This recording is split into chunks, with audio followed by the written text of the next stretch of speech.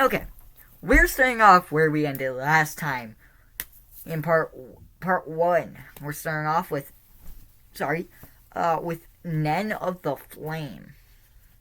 Now, basically, this is sometimes used in Shinigami Ryu Kung Fu as a precursor to learning like actual Nen. Their exercises akin to meditation. Great. So basically, it like strengthens your overall ability to Nen. 10, which this is not what 10 does, but I guess it also does this too. Well, later in the video, we'll get to what 10 actually does. 10. Focus the mind, reflect upon the self, determine the goal. By the way, this is how you awaken Nen. This is how you do it. Zetsu. Put it into words. Intensify your will is Ren, and Hatsu is release. Is put it into action. Okay. I'm kind of going fast because I been working on videos for quite a while and kind of getting tired. But also there was not much left. Post-mortem Nen. This is something completely different category. Smash this game. Post-mortem Nen. So basically, once you die, your Nen can still activate, or I guess your ability, and anything you are like mad at, or like not like really, really angry at, or any really strong emotion your technique will cling to. And yeah, so any emotion, really strong emotions like love, loyalty, stuff like that, but mainly anger and resentment. Some people even use this as a trigger for their technique, which would make their technique really strong, because post-mortem Nen makes your Nen just stronger for some reason.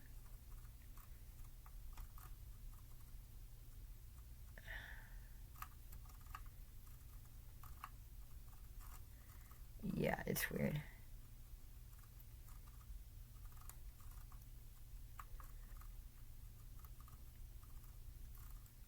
Nen and nature. An affinity with a Nen nature is connected to the sensitivity for aura. Wild animals are more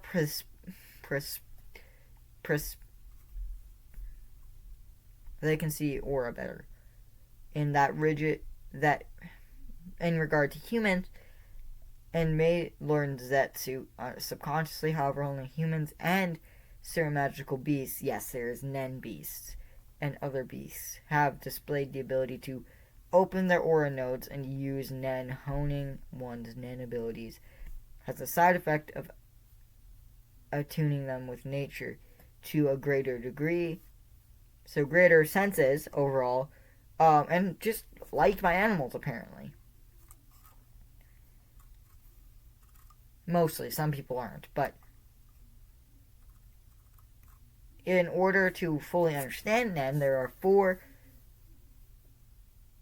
You must first learn the four major principles of the Shingon-ryu school of Kung Fu. 10. Zetsu, Ren, and Hatsu.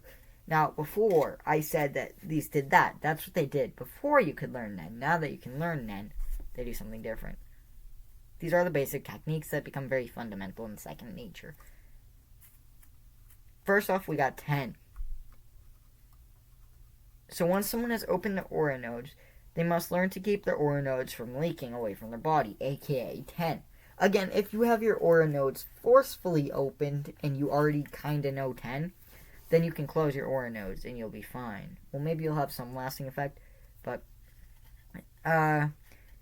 in this process of keeping the nodes open but also having aura flow through and around the body rather than away from it. So earlier it was like the tea kettle boiling analogy, how aura was to unconscious humans. Well, now it's more like a blanket around you.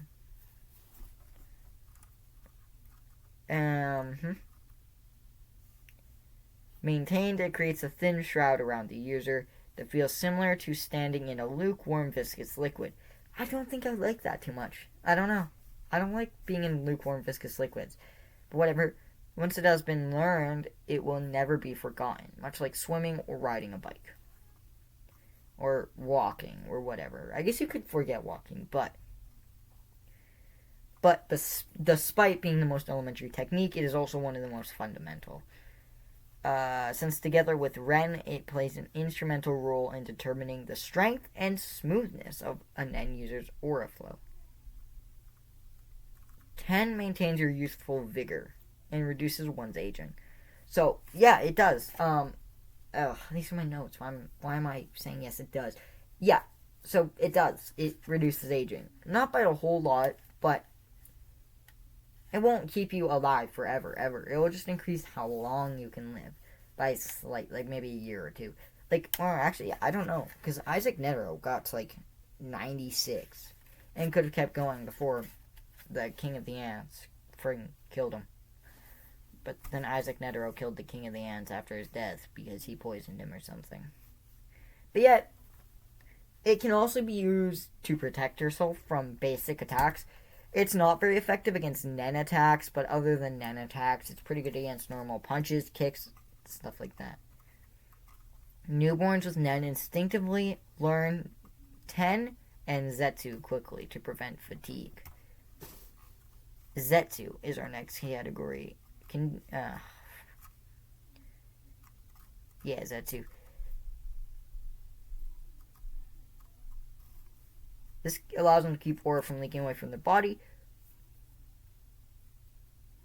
by closing aura nodes, stopping the flow of aura from outside of their body, obviously.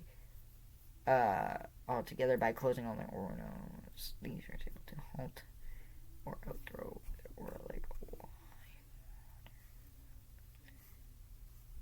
Yeah, so they can, like, close it off, so like a valve, and it makes it very hard to see if you're just sensing with aura.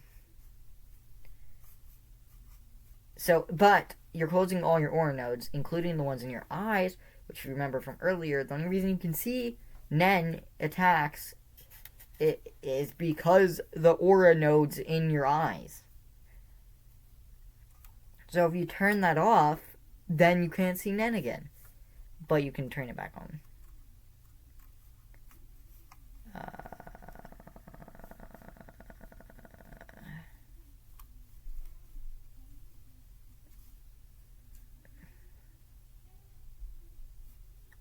But you are weak because normally you have 10, which gives you slight protection. When you're using Zetsu, it's not protecting at all. Like, you're just a normal human again, which are really weak and vulnerable to yeah. And if you activate it in front of a person, like just a normal person, it makes you feel transparent to the other person. The other person feels like you're transparent. Weird way to describe someone feeling, but okay. It can also be used to relieve fatigue, gain aura back faster, or I guess gain Nen back faster.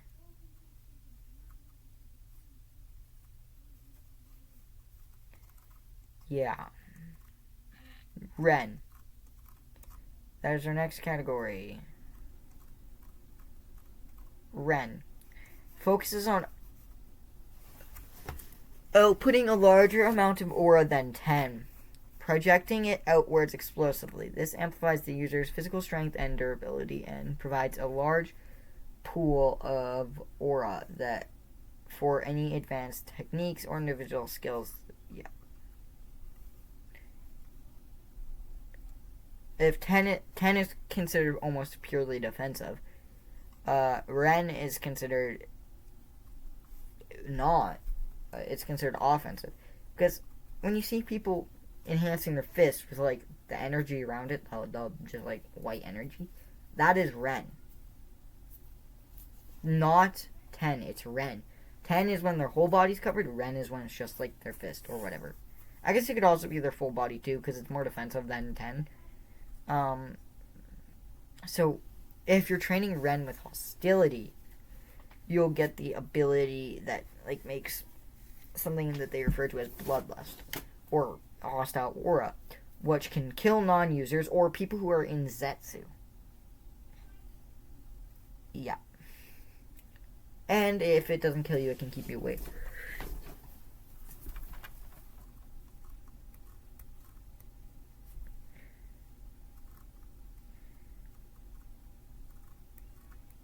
Hatsu.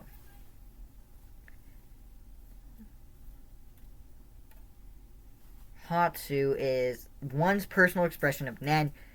Its qualities are influenced by, but not restricted to, the Nen user's natural Nen category, which we will explain in part 3.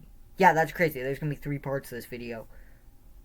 Carry out a certain function, creating a special and unique paranormal ability. Also referred to as a Nen ability. Instead of Hatsu, it's also referred to as a Nen ability sometimes. At first, Hatsu appears as simply a consequence of using Ren during water divination, which we'll explain later on in part 3 or 4. Part 3 is going to explain all the Nen categories, which, might just take up 15 minutes on its own. 15, 16 minutes. 17 minutes at most is however these videos are going to be long. It is more than a mere property of the latter. It can be trained individually either through water divination itself, which again we'll explain later, which seems to be the only affect the user's natural category, or it affects natural, yeah. Oh no, guys. Do you think we've got time for advanced techniques? Definitely not. Nope, we do not. I know I say I go to 15, 16, or 17 minutes even. He's 11 minutes now. 12, 13, and 14, 15, 16, 17. And I don't want to go halfway through and then end it. So I think I'm going to end here. Don't forget to like and subscribe. Hit that notification bell and comment if this helped.